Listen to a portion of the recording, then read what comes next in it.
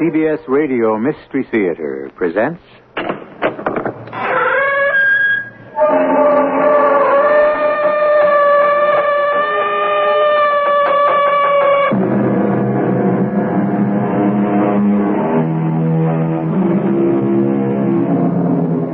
Come in. Welcome. I'm E.G. Marshall. Most of us have read or at least heard of The Scarlet Letter by Nathaniel Hawthorne. But by the time it appeared in 1850, its author, then 46 years old, had been writing and publishing since his graduation from college collections of short stories.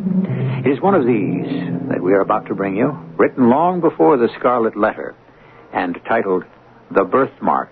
Watch closely. The slender stalk shoots upward. The leaves unfold. And there, in the center, a perfect flower. Pluck it, my love. I dare not. I dare not touch it. It's magical.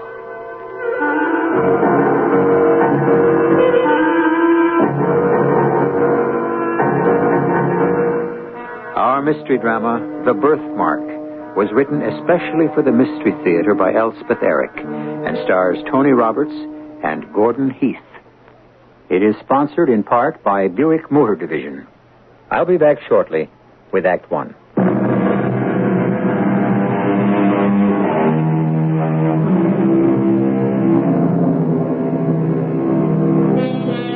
In the latter part of the 18th century, when this country was being born and the recent discovery of electricity and kindred mysteries of nature seemed to open paths into the region of miracle, it was not uncommon for the love of science to rival the love of woman. This is the story of one such rivalry. The great man is late again. Late yesterday, late today, and probably late tomorrow. The laboratory awaits him. The distiller bubbles and waits. The retorts, the tubes, the cylinders, the crucibles, all are immaculate and sparkling, and waiting for him.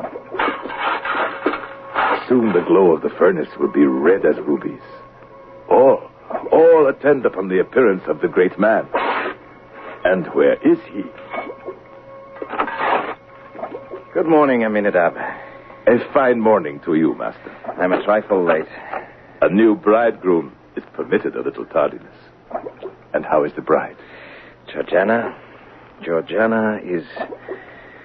Do you know her, Aminadab? How should such a one as I know such a one as she? Have you ever seen her? From a distance only. Ah. I know what I hear. That she is adored by men. Envied by women. That's true. In short, perfection. That's not quite true. Oh? Did you not know that the beautiful, the exquisite Georgiana has a birthmark? I may have heard something. In the center of her cheek, her left cheek. A peculiar mark, woven deep, you might say, into the texture and substance of her face. The mark is shaped like a hand, a tiny hand. They say many an enamored swain would have risked his life to press his lips to that hand. I suppose that's true. Conversely, some ladies call it the bloody hand. They go so far as to say that it quite destroys the effect of her beauty, even renders her hideous. Of course, it is the ladies who say that. But the gentlemen, if their admiration is not actually heightened by the little flaw, they simply wish it would go away, so that this imperfect world might possess one living specimen of ideal loveliness. They say that is the feeling of some. It's beginning to be my own. Oh? Before we were married, I gave it no thought. So caught up was I with her incomparable loveliness. But now... Your feeling has changed? In the usual state of her complexion, which is a healthy though delicate bloom, the birthmark wears only a tint of deeper crimson, imperfectly defining its pygmy hand shaped amid the surrounding rosiness. When Georgiana blushes, as she so often does, it becomes more and more indistinct, and finally vanishes amid the triumphant rush of blood that bathes her whole cheek with its brilliant glow. But if any shifting motion causes her to turn pale, there is the mark again. A crimson stain upon the virgin snow. If only she were less beautiful, I could forgive it. She is otherwise so perfect. The birthmark disturbs you. I find it intolerable. Intolerable? And more so with each passing moment. The fatal flaw which nature stamps ineffaceably on all her production. Why must it be so? I will not accept it. It sucks at the very heart of her beauty. It crushes my love for her. It poisons my marriage. I will not accept it. No, never. What can you do, Master, but accept it? Remove it. Remove it? I'm convinced it can be done. That you can do it? Would I entrust my beloved to the coarse, indifferent hands of another? Have you suggested this possibility to your wife? Shortly after we were married, yes. And what was her response?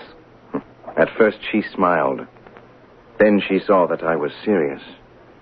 She blushed and said that her birthmark had often been considered one of her charms, and that she herself had been simple enough to imagine it might well be.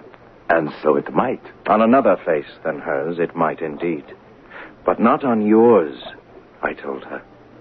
You came so nearly perfect from the hand of nature, I said, that the slightest possible defect shocks me as being the visible mark of earthly imperfection. That you should be shocked by her imperfection? Oh, my. Yes, shocked. That was the word that did it. She burst into tears and said I could not possibly love what shocked me. Better we had never married, she said. But try as I might, I could not retract my words. God help me. God help us both. They were true. With that, the great man turns away from me. To hide tears, perhaps. Who knows? And he applies himself to a study of the notes for his current experiment. I dare not presume further upon our relationship by pursuing the topic. But the demeanor of the great man continues downcast through the next days. Nothing goes right. Nothing. Master, consider resting from your efforts for a brief span. Very well. And you'll rest from yours. Agreed. We'll smoke a pipe together and try to cleanse our minds. Sit down. Thank you, Master. You remember what we talked of a few days back? Your wife, her birthmark, the possibility of removing it. Yes, I remember too well. It occurs to me that things may be going poorly for you here in the laboratory because your mind is still occupied with that problem. My mind is obsessed with it. Consumed by it. You cannot believe how it has taken over my thoughts. I am destroyed by my obsession with my beloved's birthmark and how to be rid of it. Have you spoken of it further? To her? I cannot help it. I mean not to speak of it. Wrench my thoughts and my words away from it, firmly, purposefully. But no matter what my intent, what my effort, I revert inevitably to the subject of the birthmark. Aminadab, it has become the central point of my existence. With the morning light, I open my eyes to my wife's face and see immediately the sign of imperfection. When we sit together at the evening hearth, my eyes wander stealthily to her cheek and behold, flickering with the blaze of the wood fire, the spectral hand. And is your young wife aware of your furtive spying? Unhappily, she is. Now she shudders at my gaze. My poor master. The other night, I had a dream. You know, Aminadab, that I place great store by dreams and their meaning. Georgiana woke me and told me that I had cried out in my sleep, that I had shouted. It is in her heart now. We must have it out. She asked me, did I have any recollection of the dream that had caused me to utter those horrendous words. And did you? I told her no, and it was true. I had no remembrance whatsoever.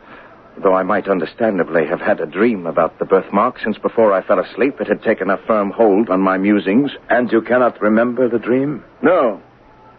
And yet... Yes? And yet? Speaking with you here, now, relaxed the way we are. Yes. There's a spark. There's a glimmer. Yes, Master? You were in my dream, Aminadab. I, Master? Yes. You and I were together. We were attempting an operation for the removal of the Crimson Hand. Oh, Master. But the deeper went the knife, the deeper sank the little hand, until, at length, its tiny grasp caught hold upon her heart. Master, for the love of God. But even then, I was resolved, inexorably resolved, to cut it out or wrench it away. Oh, Master. What's to be done? I must tell Georgiana the dream. Must you? Truth finds its way to the mind, close muffled in robes of sleep. Until now, I had not known of the absolute tyranny this one idea has had over my mind. Until now, I have not known the lengths I might go to give myself peace. Then you are determined. I am a scientist, Aminadab. I cannot think of myself as anything else. And science demands that we follow every scrap of revealed truth, no matter where it leads. The great man sits by the stove. His notebooks have not been opened. The tubes and retorts have not been touched. The chemicals sit upon the shelf. I move quietly about the laboratory. He seems not to know I am here. Master. Oh, Aminadab. You're not disposed to continue the experiment we started some weeks past? Oh, I cannot even remember it. Oh, Master. Aminadab, I have told Georgiana the dream. And what did she respond, if I may ask? She said, Aylmer, I know not what may be the cost to rid me of this fatal birthmark. Perhaps its removal may cause cureless deformity, or it may be that the stain goes deep as life itself. Besides, do we know that a possibility even exists of unclasping the grip of this little hand which was laid upon me before I came into the world? All true. What could you say? I said what I believe, that I am convinced of the perfect practicability of its removal. And then she said, Aylmer, let the attempt be made. Danger is nothing to me. Life is a burden, while this hateful mark makes me the object of your horror and disgust. Aylmer, she said, remove this dreadful hand, or take my wretched life. Brave woman. Spare me not, Aylmer, though you should find the birthmark in my heart. And so I kissed her on the cheek, her right cheek, not the cheek that bore the impress of the crimson hand. I tremble for my master. I tremble for his bride. I think I tremble for myself, for I am not of Aylmer's stature. I am but a poor clod, meant to serve, never to command, meant to assist, never to initiate. Yet, where he leads, I must follow.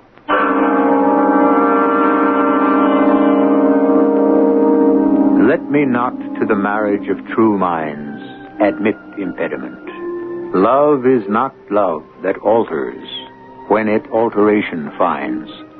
Shakespeare wrote that in a sonnet. What would he say of a birthmark in the shape of a tiny hand, and the alteration necessary to remove it, and the insistent desire to do away with it? We'll return shortly with Act 2.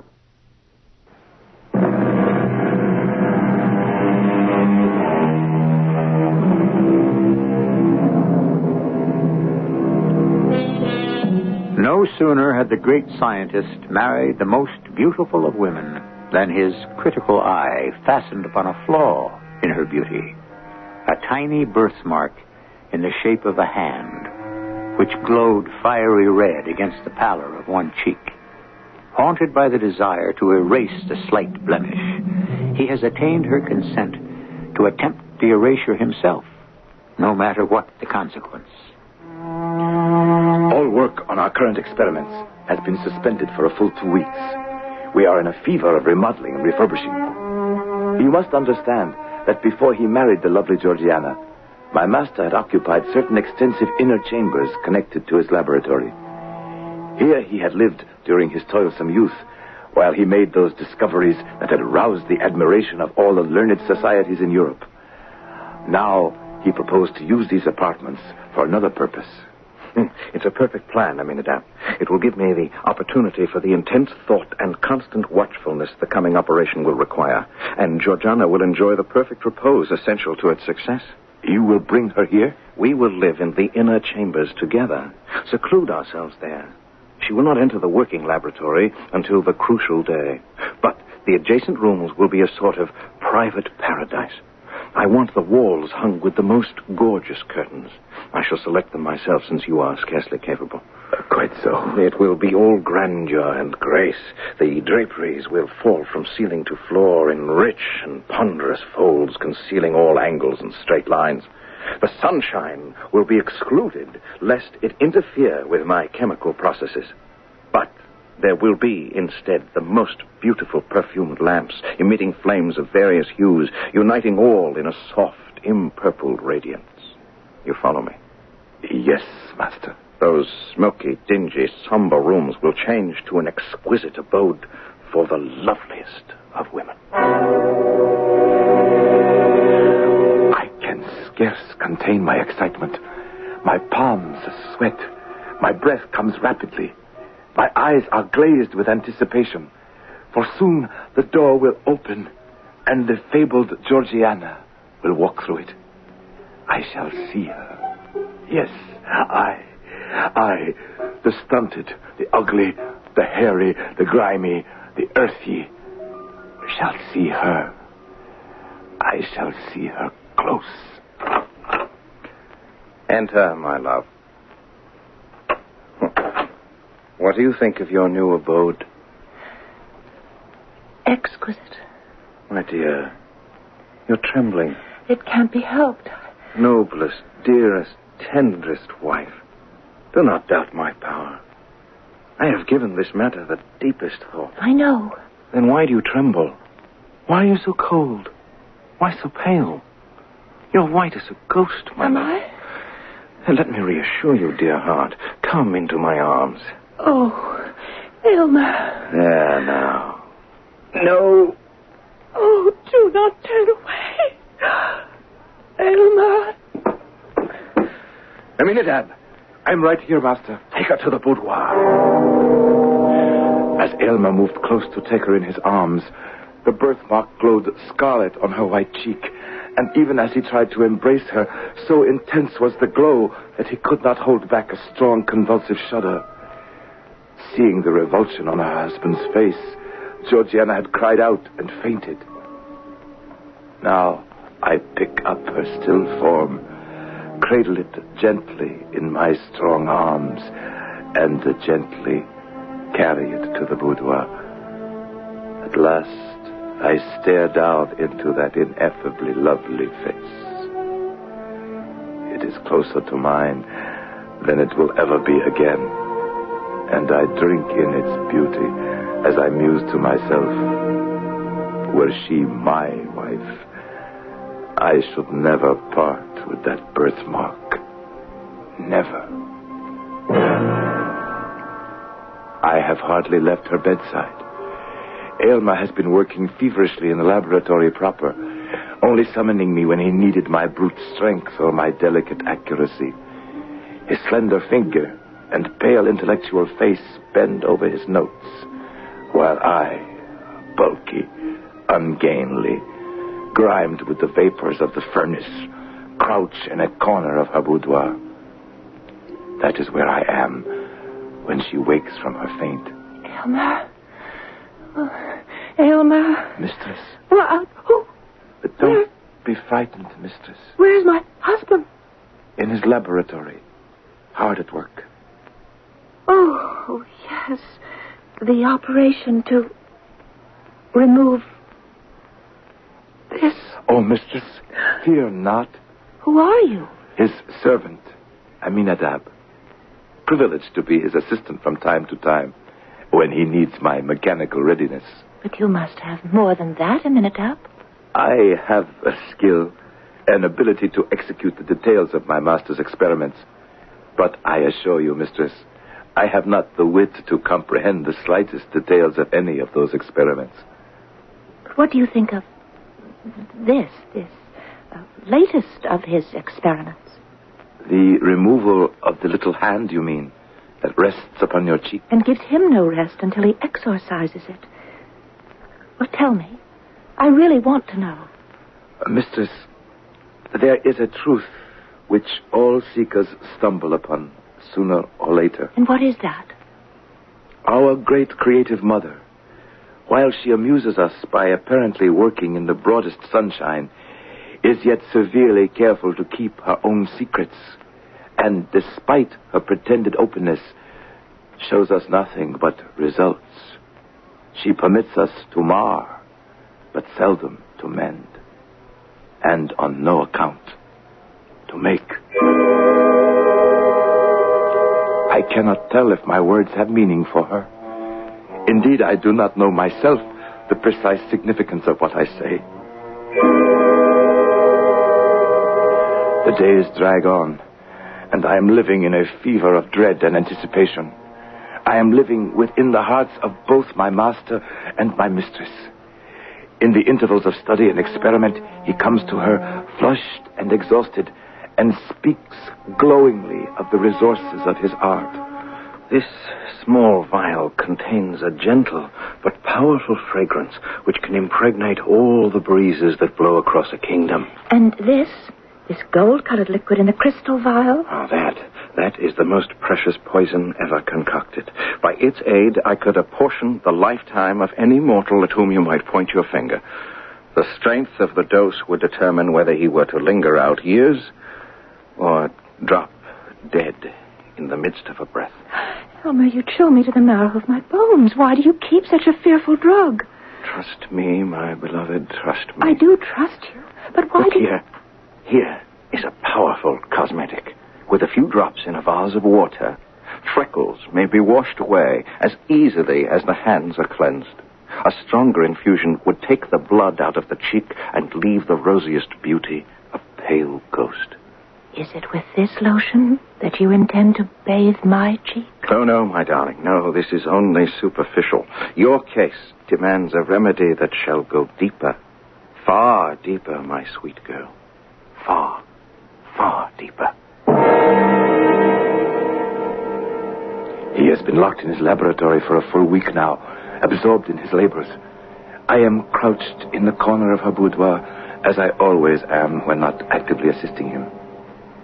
She is reading. Beside her bed are ponderous volumes. I recognize them as coming from his scientific library. I dare to approach her where she lies. Have you finished with these books, mistress? Those? Oh, yes.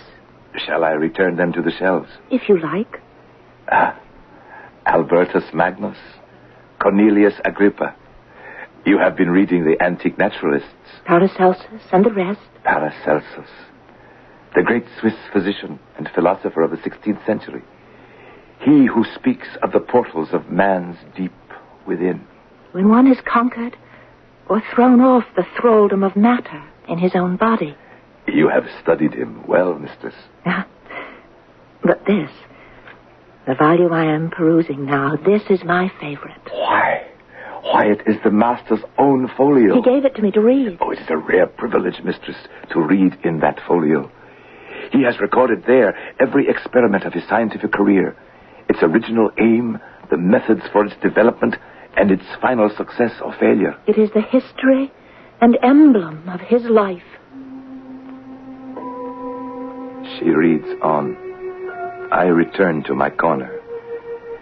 She grows more and more absorbed in the folio. The color comes and goes in her face. The birthmark appears and disappears as her cheek alternately flushes and pales. Then, all at once... Aminadab. Yes, mistress. You know that each time he has been with me here, he has inquired as to my sensations, whether the confinement of the room and the temperature of the atmosphere agree with me. Yes, mistress. I've begun to think that I'm being subjected to certain influences, that I have been for some time. What influences? I'm not sure. Nor am I sure how they are brought to bear, whether breathed in with the fragrant air or taken with my food. Merely your fancy, perhaps? Perhaps. But if so, then I have another fancy. And what is that? That there is a stirring in my system, a strange, indefinite sensation creeping through my veins, tingling, half painfully, half pleasurably, at my heart. Oh, mistress. Still, when I dare to look into the mirror, there I behold myself, pale as a white rose, still with the crimson birthmark stamped upon my cheek. And I hate it. I hate it. Not even my husband now hates it so much as I. Mistress, sweet mistress. And another thing, something I've told no one, not even Aylmer. Yes, mistress. These past few hours, 2 or 3 perhaps, I've noticed a sensation in the awful birthmark itself. Is it painful? No, not painful. But it induces a certain restlessness throughout my system, a stirring, craving, a desire to... I'm going to venture into the laboratory where my husband works. Wait. Don't try to stop me. Don't interrupt him. I must. Through the open door, I can see him, pale as death, anxious and absorbed as he hangs over the distiller, as though it depended upon his utmost watchfulness whether or not the liquid within would be the draught of immortal happiness or eternal despair.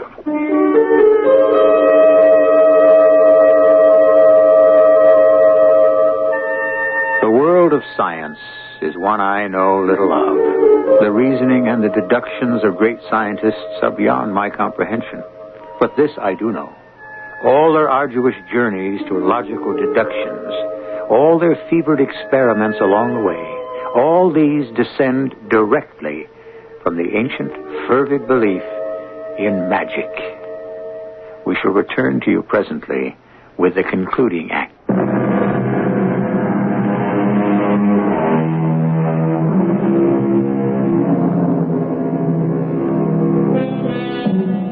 Aylmer has installed his young wife, Georgiana, in the inner chambers adjoining his laboratory.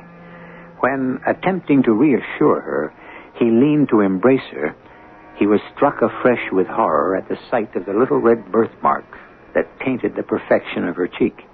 Seeing his revulsion, Georgiana fainted, and it was Aylmer's servant Aminadab who carried her to the sumptuous boudoir so lovingly prepared for her. Since that moment, Aminadab has spent every free moment with Georgiana, until, at last... Aminadab, I'm venturing into the laboratory. Wait, mistress. Don't try to stop me. Don't interrupt him. I must. Aylmer. What? Who dared? Georgiana, why have you come here? It was necessary. Have you no trust in your husband? Oh, Aylmer. Will you throw the blight of that fateful birthmark over my labors? Aylmer, no, never. Go, woman, go! I implore you. Tell me all the risk we run. No, Georgiana. Fear not that I shall shrink. My share in it is far less than your own. I can conceal nothing from you, nor will I. I ask no more than that, nor ever did. Know, then, that this crimson hand upon your cheek, superficial as it seems, has clutched its grasp into your being with a strength of which I had no previous conception. I've already administered agents powerful enough to do everything but change your entire physical system. Only one thing remains to be tried. Only one? If that fails us, we are ruined. But why did you hesitate to tell me this? Because, Georgiana, there is danger. Danger? There is but one danger. That this horrible stigma shall be left upon my cheek. Remove it. Whatever the cost, remove it, or we shall both go mad. Heaven knows your words are true. Now, my dear one, return to your boudoir. In a short while, all will be tested. All this I watch from the door of the boudoir. Now he conducts her to her bed, and I watch this, too. He takes leave of her with a solemn tenderness which speaks far more than words. How much is now at stake? Aminadab, are you here? I am here, mistress. What is this that hangs over my head? A mirror, mistress. But it is a scant meter from my face. It is a mirror, mistress. The master bade me place it there. Oh, I see now. I see my face, and I see the despicable birthmark as well. Do not dwell upon it. No. I shall muse upon more easeful things. My husband, for example. A great man. His character. His love for me. He does indeed love you. I never knew till now how much he loves me. My heart is exalted, Aminadab, even though it trembles, at the purity, the loftiness of his love. It will accept nothing less than perfection. Oh, mistress. With my whole soul, I pray that for a single moment I may satisfy his highest and deepest conception. Longer than a moment I know it not possible to be, for his spirit is ever on the march, ever ascending, each instant requiring something that lies beyond the scope of the instant before. Georgiana. My dear, Elmer? the concoction of the draft has been perfect. Unless all my science has deceived me, it cannot fail. Were it not for you, my dearest husband, I might wish to put off my birthmark of mortality by relinquishing mortality itself. Life is a sad possession to those who have attained the degree of moral advancement at which I stand. Were I weaker and blinder, it might be happiness. Were I stronger, it might be endured.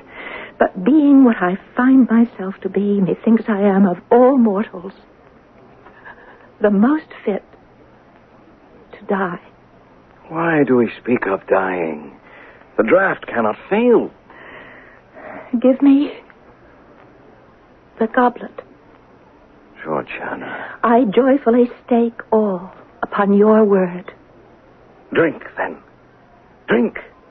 The liquid is like water from a heavenly fountain. Now, my dearest, let me sleep. My earthly senses are closing over my spirit, like the leaves around the heart of a rose at sunset.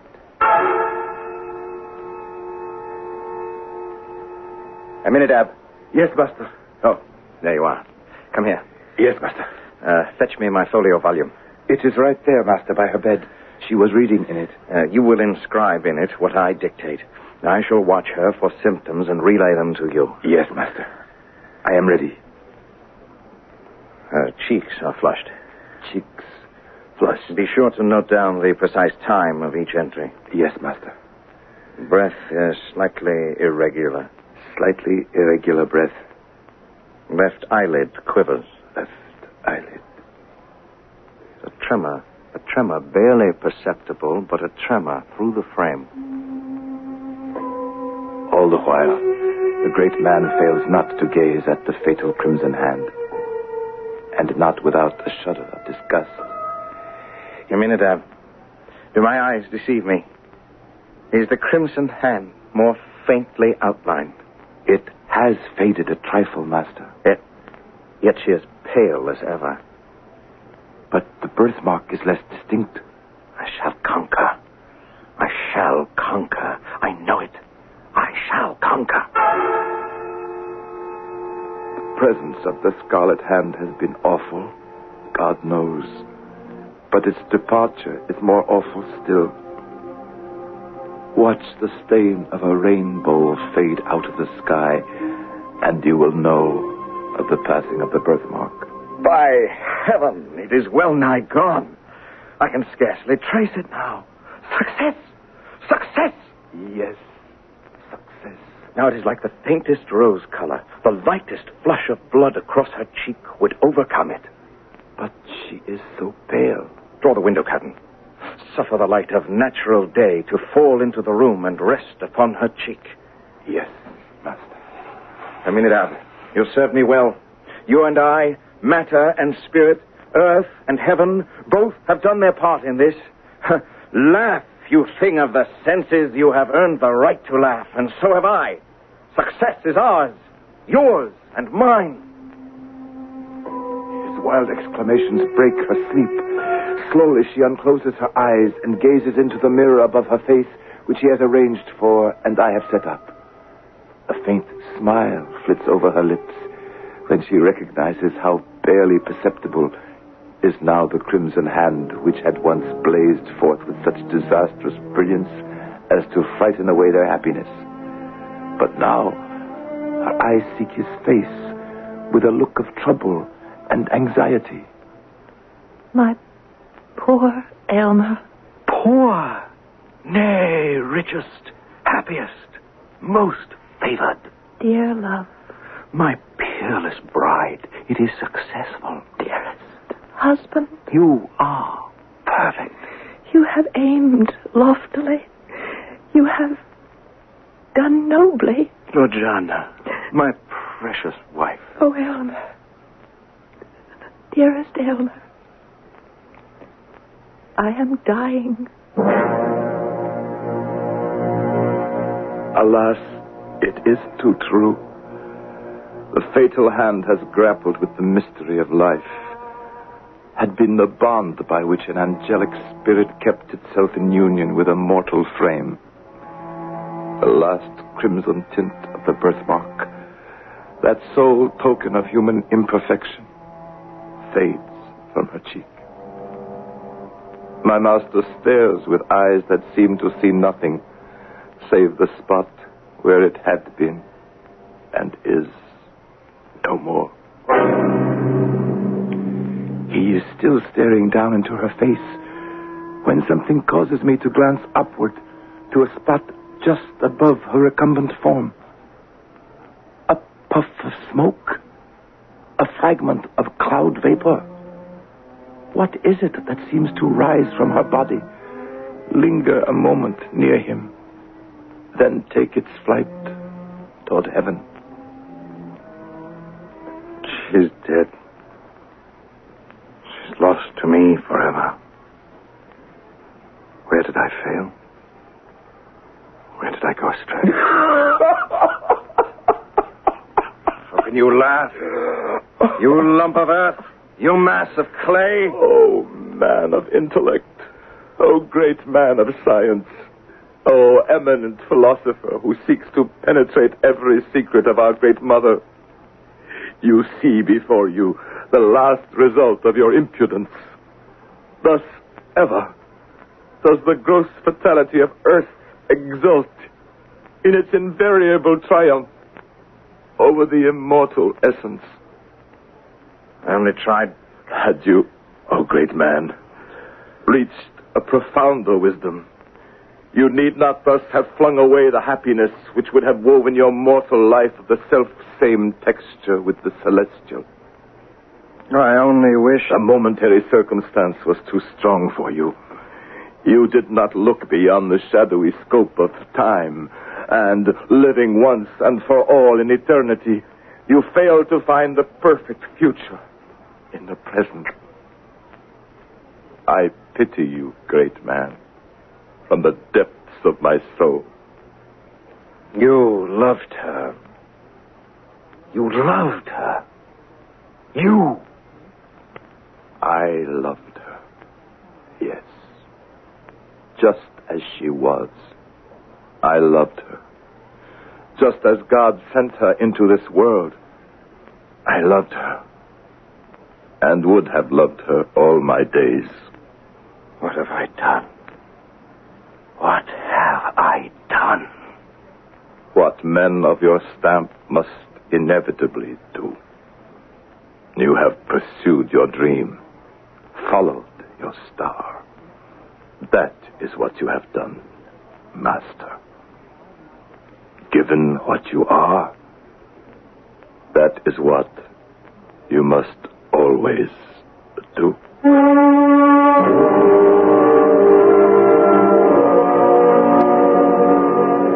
The story of the birthmark was written over 100 years ago, at a time when the worship of science was sweeping over the world. In the last century, this worship has grown to a frenzy. We bow before its power. We refuse to believe that it cannot resolve all our woes. When will we learn that science is not a god? That it was never meant to be worshipped? That it is our servant only, never our master? I'll be back shortly.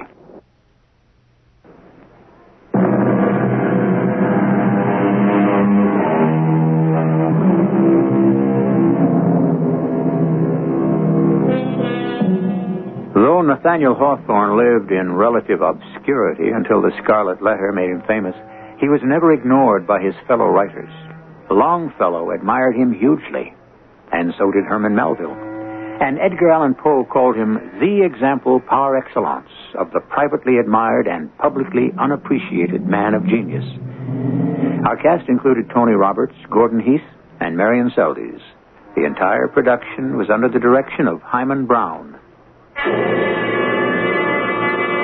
And now, a preview of our next tale.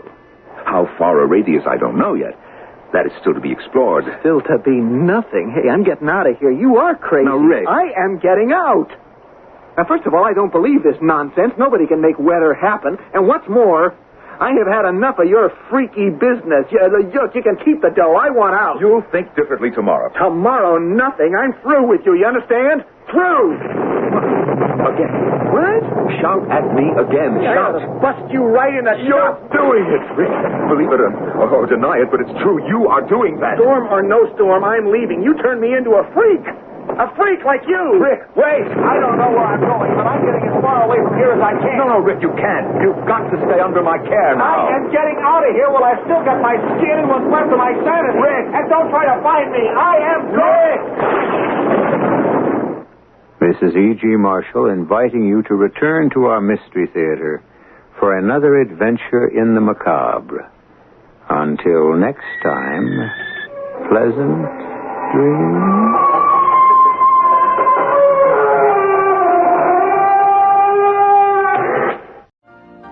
You've been listening to the OTR Gold Network. Find more classic radio at otrgold.com.